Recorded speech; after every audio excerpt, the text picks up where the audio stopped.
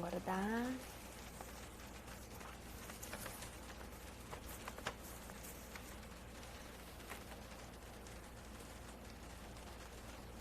Boa noite, Cris já entrou, Beta, Fernanda, Sandra, boa noite, gente. Elisângela, Tamires, boa noite. Vamos lá, apareceu aqui a Cris.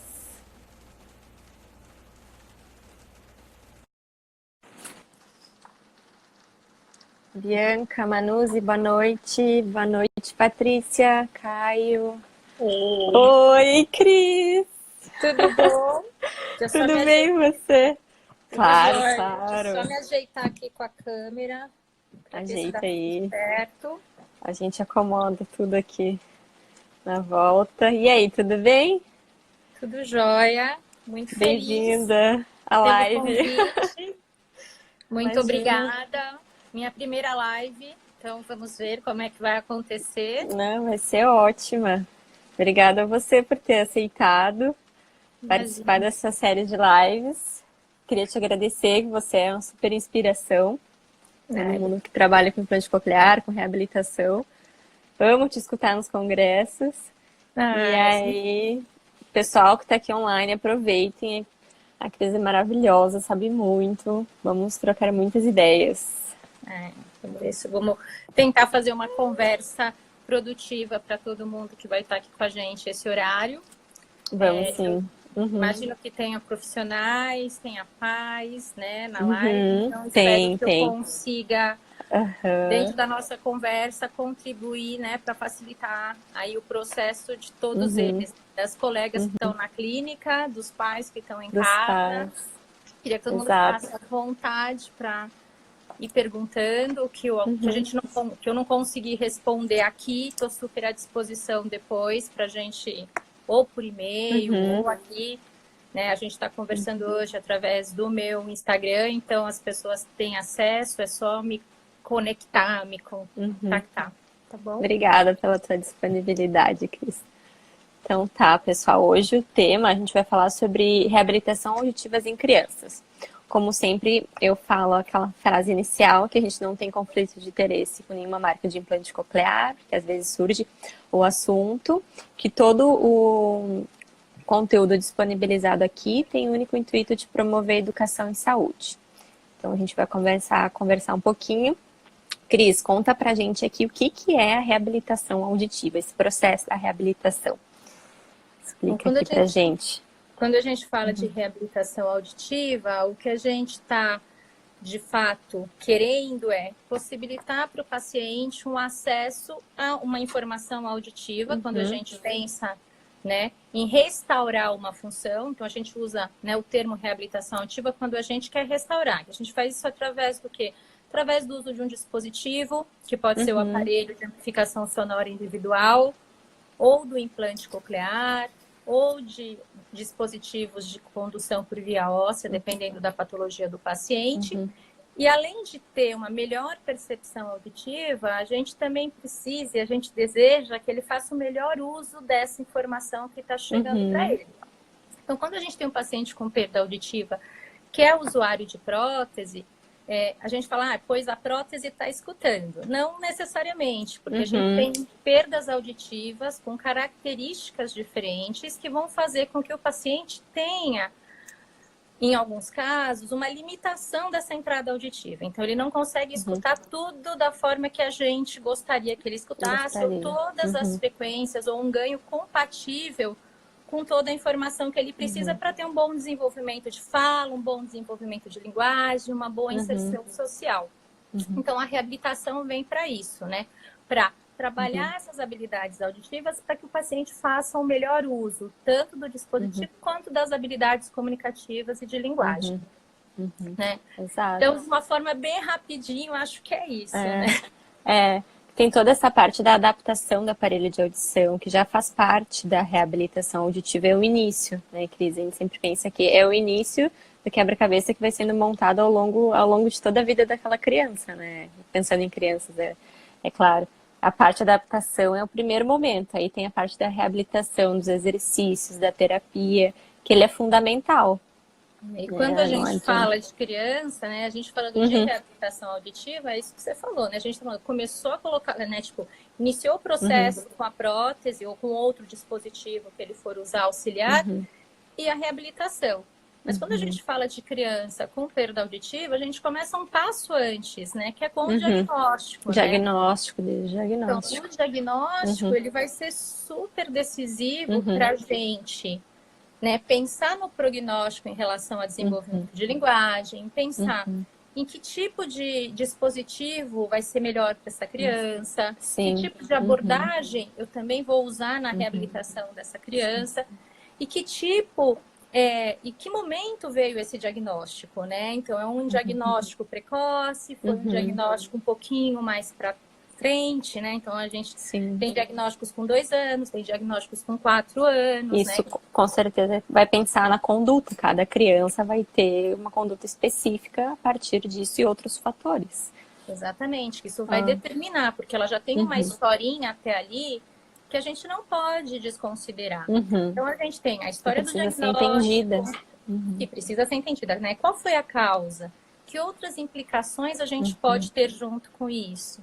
Qual foi o momento, né? O que ela teve de possibilidade ou de recurso até este momento? E como que essa família, né, também conseguiu ter suporte durante esse processo, né? Então, a gente pensa no diagnóstico, na característica pessoal da criança, na característica da família e no todo esse tempo até o momento que ela chega para a gente na reabilitação, que é o tema da nossa aula. Então, ele chegou para mim hoje, né?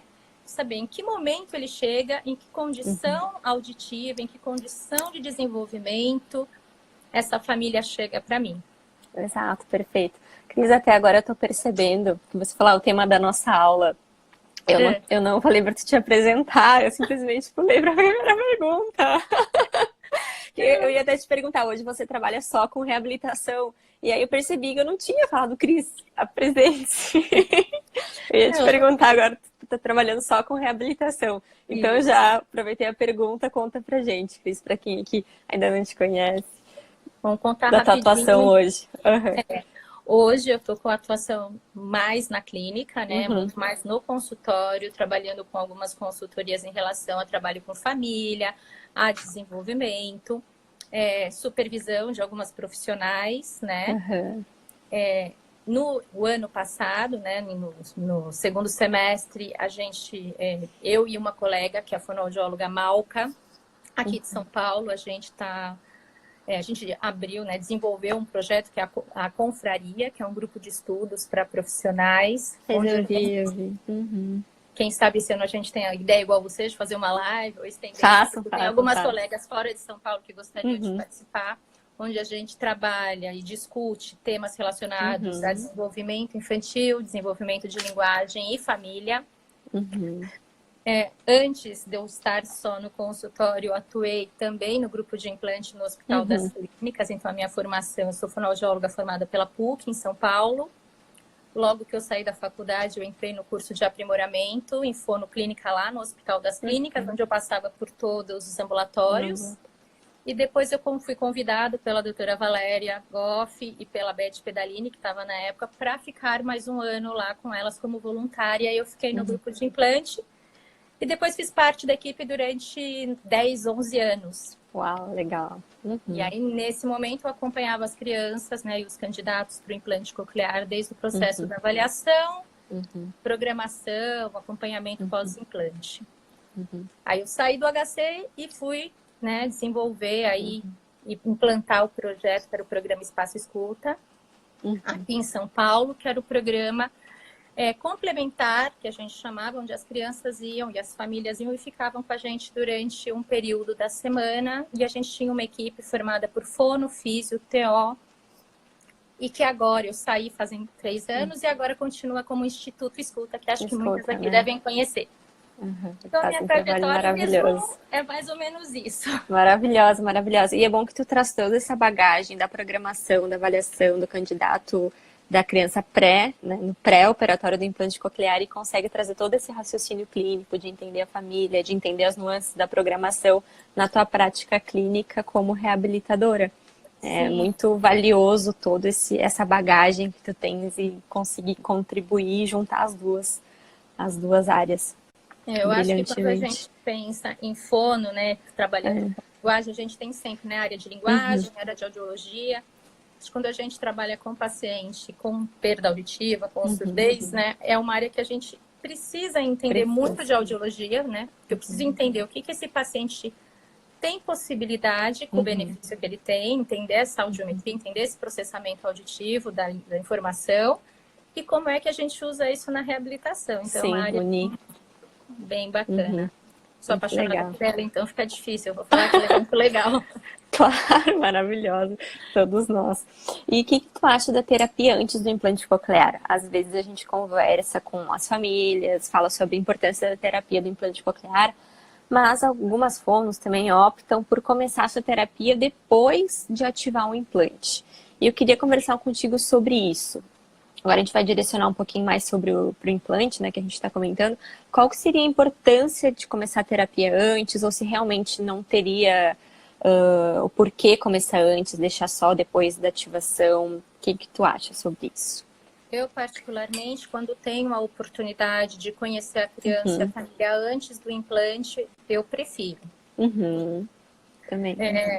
Porque a gente tem a condição de entender em que momento essa criança está, em que momento Uhum, essa família está. Então, por exemplo, se é uma criança que já tem uma experiência prévia com a prótese auditiva, eu consigo saber o que que ela faz já, uhum. né? Então, eu já tenho de partida qual que é o perfil dessa criança, o que que ela consegue fazer com o que ela tem, As né? estratégias que ela desenvolveu para Quais conseguir se estratégias que comunicar. ela usa para dar Uhum, conta da informação que ela não recebe com esse aparelho? Ela uhum, tem atenção? Ela está condicionada a ser uma criança muito uhum, pequena? Porque a gente sabe que no momento da ativação, por mais que a gente tenha respostas, parâmetros objetivos da telemetria, é importante para o clínico conhecer a criança e saber qual é a resposta. Então, se eu tenho uma criança que está melhor condicionada para responder a uma informação auditiva, vai ser muito mais fácil para a criança esse uhum. momento de ativação e para a profissional que vai estar, a colega que vai estar Exato, exato. fazendo a programação. Uhum, Além de ser uma informação, para mim, terapeuta, muito importante. Então, às vezes eu uhum, recebo crianças que já me procuram, fizeram um implante, não está com fono, e aí fala, vai procurar a Cris, por exemplo. Eu peço bem antes, a mãe me liga, só que ela uhum, só vai ativar daqui a 2 meses, ou ela só vai uhum, operar daqui a pouco. Você pode vir conversar comigo? Eu gosto de conhecer a criança antes, porque se é uhum, uma criança que a gente já visualiza um comportamento que não está muito adequado para esse momento da ativação, eu já tenho um tempo de trabalhar, além de conhecer a criança e a família, né? uhum. Quando a gente pensa em criança com aparelho, em criança com implante, a gente sempre fala em orientação para a família. Família. Então, fazer essa leitura da criança e fazer essa leitura da família, né? Então, Uhum, aonde que eles estão, né? Eles estão com uhum, expectativas adequadas, né? Eles estão organizados, eles estão organizados para essa nova rotina? Como é que a gente uhum. vai encaixar o nosso atendimento dentro da rotina da vida deles? Porque vai ter que encaixar, né? Vai Vai encaixar, ter que é. fazer fono, Não né? tem escolha, Então, vai. não tem escolha, principalmente no momento inicial, dependendo da idade da criança. Então, como é que a gente já vai planejando esse Uhum, processo que a gente sabe que é uma relação de longo prazo que a gente vai ter, né? uhum. É, vem muitos Eu insights, assim, acho que é né? por isso, né? Então, quando a gente pensa em antes, eu particularmente gosto principalmente por estes aspectos. E o tempo que eu tenho também, em algumas situações, dependendo do programa que a criança vai fazer implante, de entrar em contato com o profissional, de Uhum, entender o que ele exato. também, no processo de avaliação pré-implante, percebeu de dificuldade e gostaria que eu focasse a Uhum, minha intervenção, o meu trabalho para determinadas dificuldades ou habilidades que ele gostaria que eu trabalhasse inicialmente. uhum. Acho que essa É, troca é importante. é maravilhoso. Eu penso, concordo assim, com tudo que tu falou. E eu penso nesse momento pré para realmente conhecer a família, conhecer a criança, porque no momento da ativação, a gente tem que focar no que a criança está escutando no momento, tentar um condicionamento, ver a atenção no som da criança. Às vezes, se ela não fica, por exemplo, parada, se ela não tem atenção ao rosto, se é uma criança muito já distraída, a gente já saberia isso, esse tipo de reação da criança antes, né, no pré-operatório. E a fono que Isso. vai receber também, que o implante já está ativado, já conheceria o comportamento da criança antes de ativar o implante, para ter esse Isso. parâmetro, né, comparar a criança antes e depois, olha, ela ativou, ela ficou mais agitada ou ela ficou mais calma. Então, por Uhum. mais que seja 1 mês, 2 meses, é um tempo pequeno, mas ele é muito valioso. Ele é muito Isso. valioso, tanto para os pais, para verem o desempenho, eu acredito, a mudança do desempenho da criança, conseguir fazer esses comparativos, esses parâmetros, tanto para a reabilitadora, para a fonoaudióloga que programa.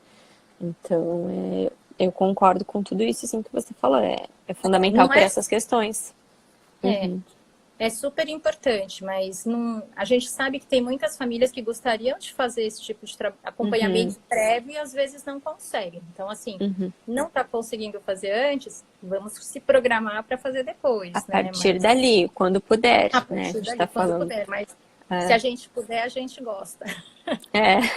é, tudo que a gente sempre comenta aqui é como seria o ideal, como a gente gostaria que fizesse, né? Mas a gente sabe que cada centro, cada lugar no país, no Brasil, é diferente, tem um funcionamento diferente, digamos assim. Mas a gente gosta de falar da nossa experiência, do que a gente gostaria que acontecesse, né? E a partir daí a gente Isso. vai fazendo adaptações conforme a realidade de cada centro, de cada família, de cada local mesmo. Uhum. Mas é isso aí. E a frequência, Cris, da terapia? Até foi uma Boa pergunta pergunta. numa outra live teve quantas vezes, né? Eu ainda comentei 2 vezes, no mínimo, mas sempre vai lá, comenta aí. É uma boa pergunta essa, né? Então, na verdade, né, quando a gente pensa em quantidade de Aham. terapia, né, é muito difícil a gente determinar, porque a gente tem várias outras condições que às vezes dificultam que a família possa ter mais de uma vez por semana. Lógico que assim, o que a gente Uhum. escuta de padrão seria 2 vezes por semana. Eu, por exemplo, tenho muitos pacientes no meu consultório que eu atendo 1 vez por semana, né? Então, eu acho que o que é importante, mais do que a gente colocar a quantidade de sessões, é a gente entender, dentro da nossa avaliação e dentro do nosso planejamento terapêutico para aquela criança e para aquela família, e dentro das nossas metas terapêuticas de trabalho. Pessoal, em 3 meses eu espero que a criança esteja em Uhum. determinado Uhum. lugar. Quanto Uhum. tempo, mais ou menos, de trabalho a gente vai precisar? E também o movimento dessa família e dessa criança, né? Então, assim, estou falando tudo isso porque tenho crianças que atendo 2 vezes por semana e tenho crianças que atendo 1 vez por semana. Geralmente, os meus atendimentos têm duração de 1 hora, né? Então, se você tem 1 hora com a presença dos pais ou de um cuidador, que é como eu trabalho, de repente ali acontecem muitas coisas que eu consigo fazer um link com a família, dependendo da orientação que eu dou, dependendo do trabalho que eu faço.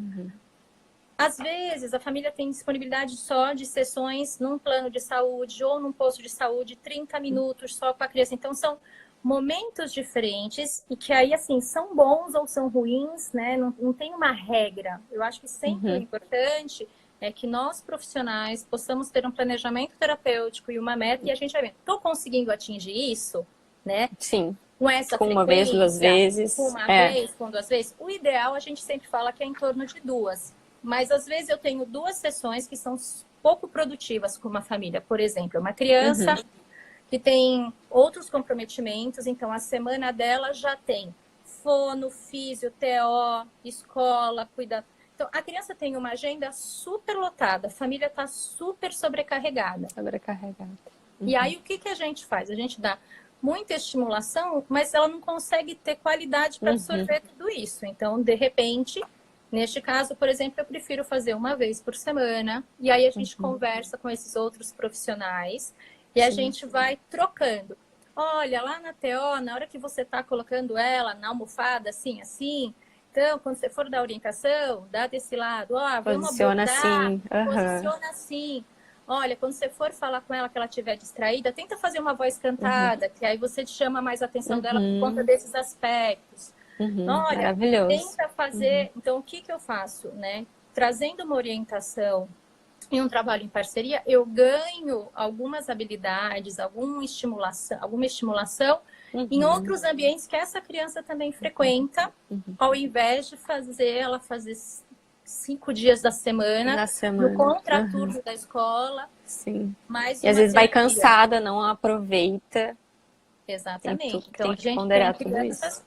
Que isso é muito conversado, principalmente, né? Eu acabo trocando com as famílias e com os pais que vão comigo, porque só é 1 hora de atendimento, mas às vezes a gente tem pequenos momentos de trabalho formal, a gente tem momentos de orientação, porque a atenção de cada criança é diferente.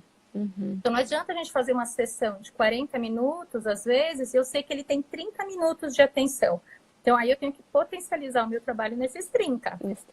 Então por isso que não sei se eu respondi a tua pergunta, mas colocar taxativamente, tem que ser, fez implante, tem que fazer 2 vezes por semana, tem que fazer 3 vezes por semana. Não é o número, não é a quantidade, mas a qualidade. O que é feito em cada sessão. É uma avaliação bem feita, um planejamento bem feito, vai dar estratégias bem feitas e, consequentemente, um bom resultado. E da resposta da criança, né? Então, a gente tem que ver o quanto que esse trabalho que eu estou desenvolvendo, ou que eu estou trabalhando, que eu estou focada nela, né, dessa determinada habilidade que eu estou trabalhando, ela está conseguindo responder dessa forma? Será que eu estou usando a estratégia correta ou não? Ou é o tempo, que chama. Eu preciso de mais tempo. Então, eu acho que é mais pensando nessas condições de particularidade de família. Eu dei um exemplo de uma criança que tem múltiplas deficiências. Nós também temos crianças que têm aqui, não sei, imagino que é em Porto Alegre também, mas aqui em São Paulo, de trânsito, de deslocamento da família. Então, às vezes a criança fica 2 horas no ônibus para chegar para um atendimento. Né? Então, essas horas da criança no trânsito e da família, esse desgaste, chega no final do semestre, às vezes a mãe está mais cansada que a criança. Né? Então ela chega e fala, você quer um café? Aí ela precisa tomar um café, ir no banheiro, e aí ela está pronta para entrar na atividade terapêutica daquele dia. Isso a gente vê no adulto. Então, quando tem uma criança, a gente também tem que levar isso em consideração. Né? Porque eu preciso dela achando que a terapia vai ser muito legal, porque eu preciso trabalhar a motivação dela para aquelas tarefas que eu vou fazer, porque quando a gente está motivada, a gente aprende melhor. Com vontade e melhor, tanto a criança como o acompanhante que vai estar junto, pode ser a mãe, pode ser o cuidador. Então é toda a família que está envolvida nesse processo. Por que a importância dessa família? Cris, você coloca a família dentro da sala, por que não deixa fora da sala, fica dentro para acompanhar, para aprender junto e estimular? Né? Conta pra gente um pouquinho sobre isso, a importância de estar dentro da sala. Por que eu trago ela para dentro da sala? Porque, na verdade, o que eu quero é um trabalho que a gente chama de extramuro, né? Eu quero tudo que eu trabalho com a criança naqueles 50 minutos que eu tô com ela, possam chegar de forma efetiva na casa dela. Vai chegar 100%? Talvez não, no começo. Mas trazendo os pais para dentro da terapia, eles vão junto comigo entendendo essa criança, entendendo por que eu estou fazendo. Então, quando ela está fazendo, eu estou realizando determinada atividade com a criança, muitas vezes a mãe está junto comigo, a mãe, ou o pai, ou a avó, ou a cuidadora, né? E o que eu estou fazendo nesse momento? Eu estou orientando, né? Eu estou fazendo junto. Então, é muito mais fácil da mãe entender, da família entender o que eu estou fazendo. E muitas vezes eu posso perguntar, o que você acha que ela está pensando, né? Por que você acha que ela está fazendo colocar no isso? lugar. Porque aí eu ajudo a mãe também a entender esse universo que, embora hoje a gente tenha um acesso de informação muito grande, às vezes fica truncado para essas famílias, né? Então, por que eu tenho que fazer fono, né? O que está por trás dessa brincadeira, né? Então, eu vou contando, né? Eu vou contando, olha, agora eu vou fazer isso, né? Porque eu estou pensando nisso. O que você acha, né? Ou, às vezes, a criança... Como é que você pode trazer isso para sua rotina? Né? Já aconteceu e alguma reação dessa? Algum momento, algum som parecido com esse? Como que ela reagiu? E é um momento único ali naquela troca, né? Que o ideal é não perder Isso, e às esse vezes gancho, essa conversa. tem um aspecto que é muito importante, que a gente, enquanto profissional, também tem uma expectativa muito grande em relação à resposta da criança, né? A resposta, o resultado do paciente. E às vezes, né, a gente tem que ver o processo para chegar nessa resposta. Às vezes a criança não está falando ainda como a mãe gostaria, né? Mas a mãe, a família, não estou usando a mãe, mas a família podendo ter a oportunidade de vivenciar o que eu acho interessante, por que que eu acho interessante. Então, a criança às vezes faz alguma atividade, eu falo, nossa, que legal que ela fez isso, você viu? A mãe olha para mim assim, tipo, o que que você achou de legal, né? Demais nisso. Aí eu conto para ela, olha, eu achei muito legal porque fez isso. Aí ela, isso é legal? Aí ela, às vezes, vai para casa, chega na outra semana e fala para mim, sabe aquilo que você achou legal? Eu percebi que ele está fazendo em casa quando acontece isso, quando acontece isso. Então, o que que eu tenho nesse momento? Eu tenho a oportunidade de ajudar a família a calibrar esse olhar do que é a resposta, né? Porque a resposta não vai vir pronta tão rápido, ela é um processo, e esse processo precisa ser tão ou mais valorizado que a resposta pronta do paciente, porque a gente quer que ela fale, né? Sim, palavra, é a primeira, né? é a primeira, mas às vezes eu É o tenho que crianças querem. que falam muitas palavras. Legal. Às vezes eu fico mais feliz quando eu tenho crianças que usam melhor essas palavras que elas sabem falar. Isso é processo, é vivência. E a gente vai trabalhando isso junto com a família. Então, às vezes, tem mãe que chega para mim e fala assim, olha, ele fez um negócio lá em casa que eu não sei o que ele... Não sei como te contar. Mas eu acho que se você visse, você ia gostar. Elas já ficam mais atentas, né? A família já fica mais atenta a todas as Ela reações da fica mais criança. atenta. Então, ali naquela hora, a gente pode ir construindo olhares, né? Construindo essa parceria. Porque é nesse momento que vai acontecer. Eu posso ser a fono mais legal, mas eu fico com essa criança, na melhor das possibilidades, 2 horas por semana. Quem passa a maior parte de horas com essa criança é a família e, às vezes, a escola. A escola. Então, você fala, onde ela passa a maior quantidade de horas por dia? É nesse lugar que eu preciso que seja um ambiente potente para desenvolvimento de linguagem e de habilidade auditiva. Lógico, eu não estou falando, pelo amor de Deus, que eu quero que a professora faça treinamento auditivo com a criança. Não, Mas eu posso, sim, fazer um trabalho de orientação que ela vai poder saber, olha, na hora da roda da conversa, vamos deixar o Joãozinho nesse lugar? Olha, em algumas situações, se você fizer um gesto associado, ele vai te chamar atenção. Né? Então, questão de organização da sala, tudo isso. O professor pode ser parceiro. Colocar um EVA, um tapete na sala, já faz uma diferença muito importante para essa criança. E você faz esse contato direto com as escolas, Cris? Faço. Por e-mail, por telefone? Eu bem metida, né? Pode perguntar, a ideia é essa. Então, como é que é a recepção, assim? Então, tem diferentes tipos de recepção e diferentes tipos de contato que a gente consegue fazer. Então, às vezes a gente tem... Hoje a gente tem disponibilidade de internet, que é muito bom. Então, às vezes a gente faz FaceTime, às vezes a gente faz um Skype. Eu, geralmente, vou na escola dos pacientes, num primeiro momento, me apresentar, entender o que eles, né? Quando a criança chega na escola, ou quando eu começo a acompanhar uma criança em idade escolar. Então, eu faço uma reunião com a escola, e depende da escola, às vezes é com a coordenadora, tem escolas que a gente já faz junto com a professora, com a atendente de sala, quando é uma criança pequena. E a gente tem um caminho. Não vou semanalmente na escola, porque é inviável, mas sempre, pelo menos 2 vezes, no começo e no final do semestre, eu vou. Ou quando a escola também, tanto a família quanto a escola tem alguma demanda específica, né? Então, como é que a gente pode? Tem escolas que são super envolvidas e que fazem um trabalho muito bacana com as escolas. Como eu fico mais na parte de programação aqui em Porto Alegre, eu acabo separando materiais e encaminhando esses materiais, né? Tanto para a escola como para a fonoaudióloga. Mas realmente, quem está com contato mais próximo, porque às vezes aqui eu recebo muitas crianças de outras cidades. Então, quem está mais próximo dessas escolas são as fonoterapeutas. E aí basicamente são as fonoterapeutas que fazem esse contato mais próximo, né? O da programação acaba ficando um pouco mais distante, mas organizando material, orientando os pais, para os pais levarem a mensagem tanto para a fonoterapeuta quanto para a escola. De que a gente também, por mais que esteja na programação, esteja um pouco mais distante, a gente também está sempre disponível e pronto para crescer juntos, principalmente no uso de tecnologias auxiliares, um sistema FM, um mini mic, né? Então, é realmente em equipe.